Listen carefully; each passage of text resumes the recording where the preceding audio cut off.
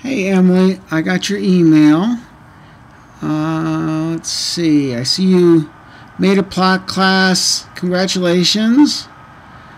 Oh, and an item class. Excellent. And you added trapdoors. That sounds cool. So, let's see a question about the character class. So you're trying to figure out a way to find a character. Okay, so I'm going to send you actually, I think, this code that I think might help. The idea that's being used here is to have, and I think this might help you with the other thing you mentioned too about the rooms and finding where the rooms are and stuff too. I think you're on the right track with using some kind of a collection. But let me just show you real quick what's in here. So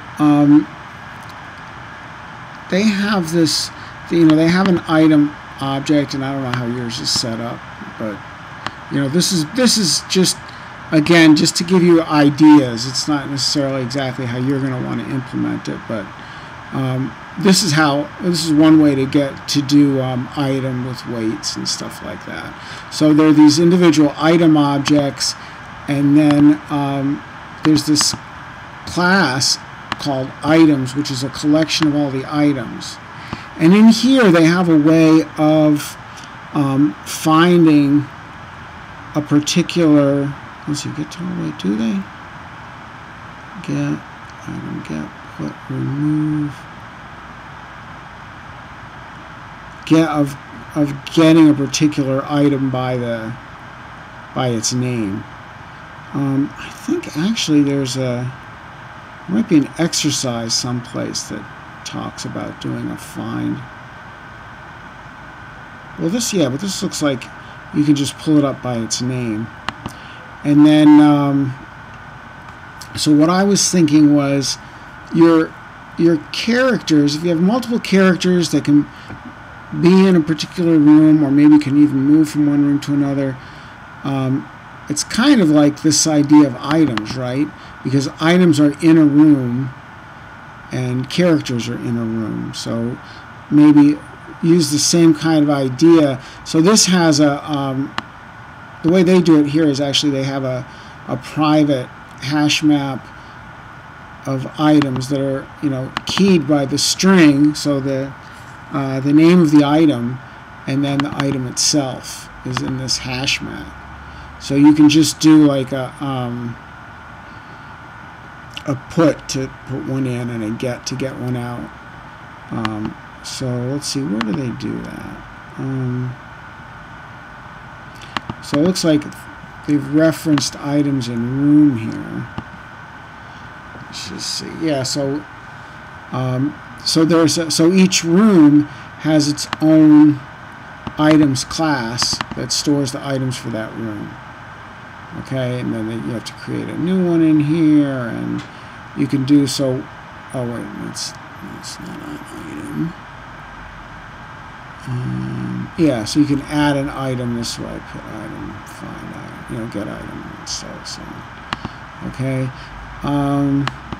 What else? Yeah, so that's what I was thinking. You could kind of use that idea for characters, but also you might want to have a class that is a collection of rooms. So when you have this, where you have in game, where you have this create rooms method, what you might do is just make a rooms object.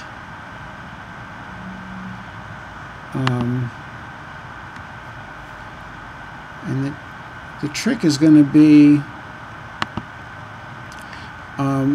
getting access to that object.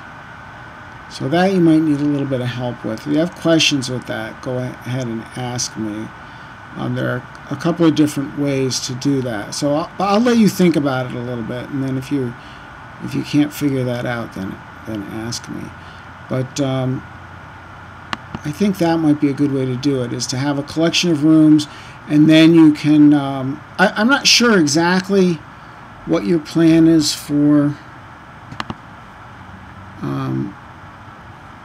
finding rooms. I don't know if you want to be able to build a path from one room to another, or if you're just going to, transport or go through your trap door from one room to another, or what you want to do with that. But I hopefully that'll give you some ideas to get started at least, and then